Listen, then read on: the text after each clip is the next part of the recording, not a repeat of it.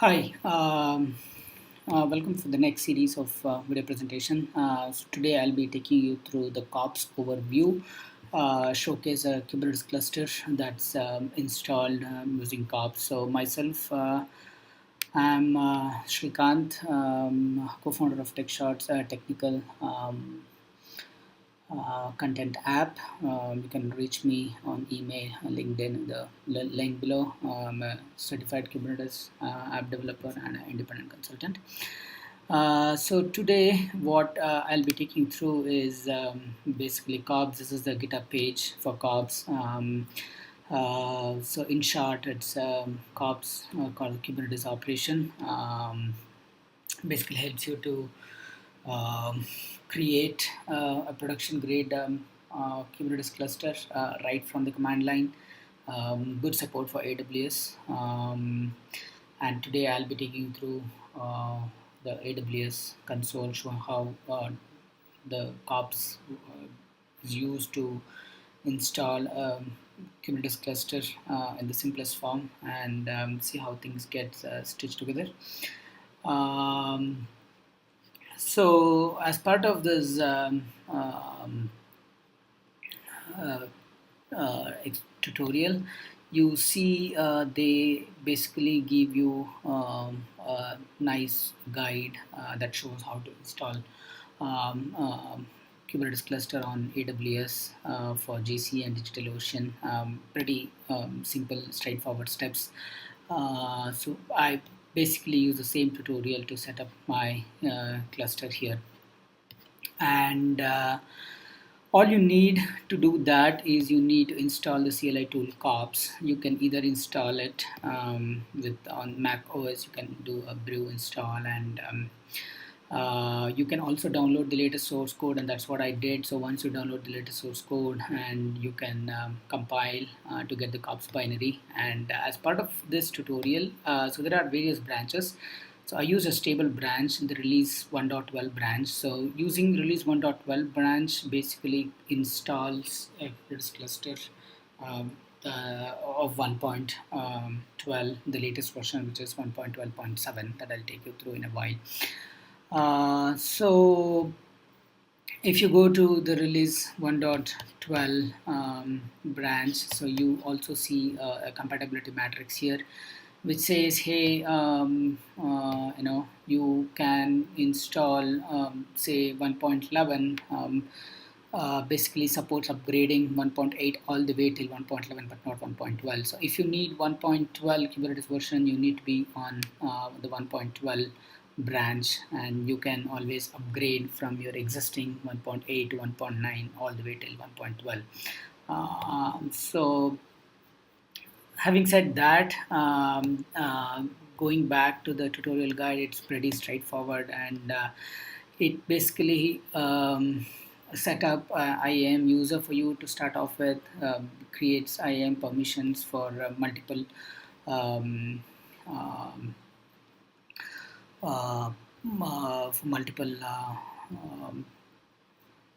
things like EC2, Route 53, S3, the VPC, and then it basically goes ahead and creates the KOPS user and a group, and attaches all these permissions to this particular user.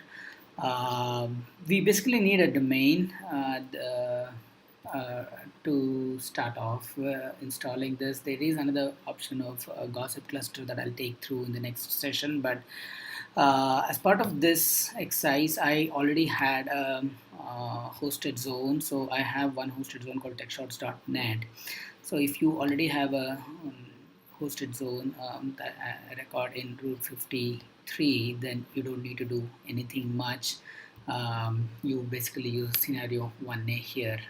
There are different scenarios that I'll be taking through the next set of video tutorials, where what if you wanted a subdomain for your Kubernetes cluster and not use the techshots.net by itself, then we need to follow a different scenario. And what if you had purchased a domain from another registrar and you want to use AWS for your Kubernetes cluster? How do you stitch them together?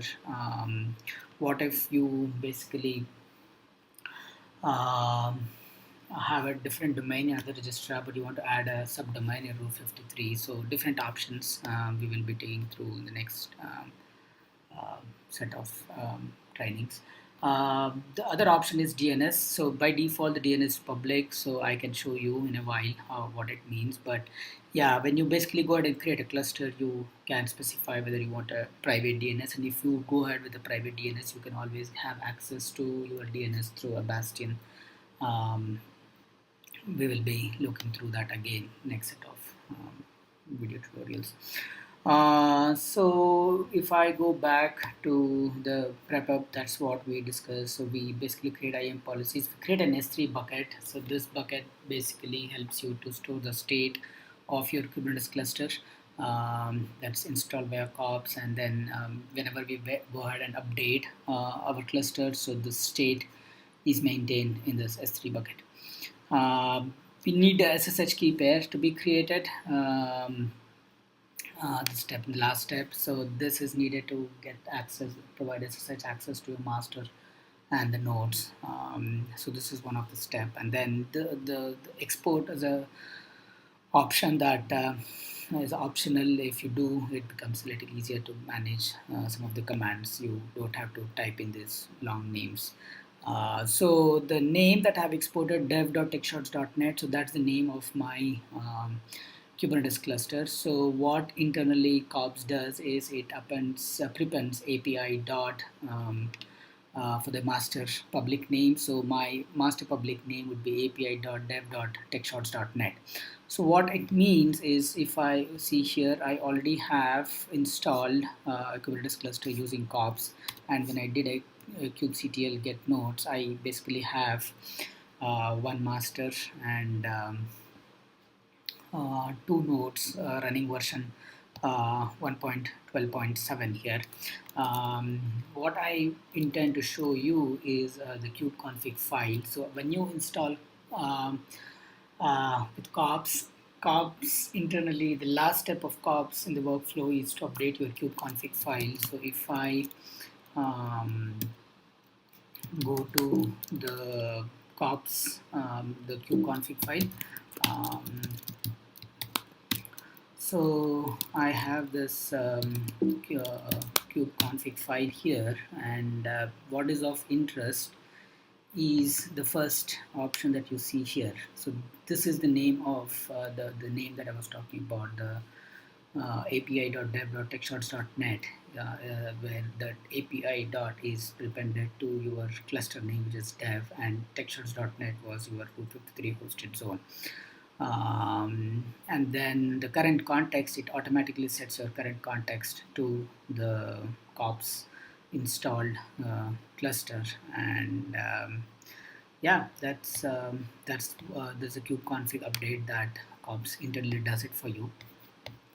Taking a quick overview of your AWS console once you install. So you if you have a hosted zone already, so you basically get a couple of A records to basically access your master from outside the it it creates this api.dev.techshots.net A record for you. And then if you go to the EC2 instances, you basically see there are three instances here, one master, two nodes. So all this got created by KOPS. KOPS internally uses the AWS Go SDK to create these instances for you. It also creates the necessary volumes that are associated with your HCD and with your master and the nodes. It also creates the security groups for the master and your nodes. It creates a key pair for your Kubernetes cluster, and so the auto scaling group, what you see, so it's all so it's the default auto scaling group. So the good thing is, if you basically go ahead and stop one of your node or it automatically creates a new instance and it keeps in sync. So So internally it does create an auto scaling group for you. So that's pretty much about um, creating a Kubernetes cluster from KOPS. The command is pretty straightforward. So all I did is just went ahead and did a KOPS create cluster. So I need a node count of 2. I want to install in the US East 1D availability zone, and this is my size of my node and size of my master, and create it with this name that I exported in the previous step. So this basically gives you a schema, a metadata of how your cluster looks like. Doesn't really go ahead and create it right there. So you can do that with minus minus s option. It goes ahead and does all the magic for you once you basically update your cluster with the minus minus s option. Few commands to validate the cluster, so you can see if your cluster is okay. You pretty similar to kubectl commands. You can get the cluster with a specific name, export it to YAML file. The next setup of video presentations, I'll take you through how you can target a different mode. You can target to a Terraform, you can target to a cloud formation template. Then you can basically use that for the GitOps workflow. You can actually check in them, and basically you can set up the full continuous delivery pipeline with the Terraform configuration that you create out of this KOPS cluster. So that's pretty much about the introduction to KOPS. The next session, I'll take you through a little more detail on the DNS topology of making it private, and then we also talk through about different targets, being a cloud formation or a Terraform, and see how that goes. Hope you enjoy the video. Thanks for your time watching this. Bye.